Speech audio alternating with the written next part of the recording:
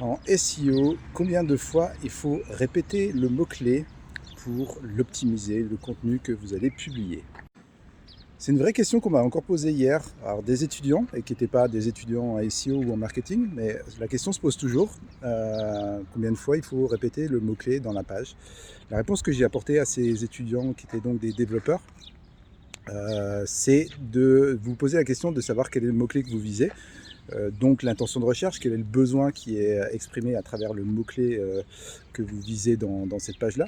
Et ensuite, eh bien, le but, c'est de faire le meilleur contenu possible pour ce besoin-là. Si le besoin c'est exprimé, c'est d'acheter des chaussures, eh bien, il faut essayer de faire un contenu qui réponde le mieux possible à ce besoin-là, d'acheter des chaussures spécifiquement. Et après, si c'est des textes plus spécifiques sur des marques, sur des modèles et des choses comme ça, eh bien, vous faites un contenu qui soit le plus qualitatif possible pour répondre à ce besoin-là qui est exprimé par les internautes. Et pour ça, en fait, ça nécessite une chose très importante et en fait qui est basique quelque part en marketing, c'est de savoir à qui vous vous adressez. La cible que vous voulez faire acheter cette paire de chaussures ou à qui vous vous adressez, il faut que vous la connaissiez, que vous connaissiez ses besoins, que vous connaissiez ses douleurs, que vous connaissiez ce qui va le motiver à passer à l'action. Et bien c'est ça qui va vous permettre de construire le meilleur contenu possible. Si vous ajoutez à cela l'étude de ce qu'ont pu faire les autres pour répondre justement à ce besoin-là, donc en fait vous tapez le mot-clé et vous étudiez les pages qui répondent dans les 10 premiers par exemple sur ce mot-clé-là, vous regardez ce qu'ils ont mis, est-ce qu'ils ont mis des tableaux, est-ce qu'ils ont mis des listes, est-ce qu'ils ont mis des comparatifs, est-ce qu'ils ont mis des choses comme ça, vous allez avoir plein d'éléments pour pouvoir construire votre propre contenu.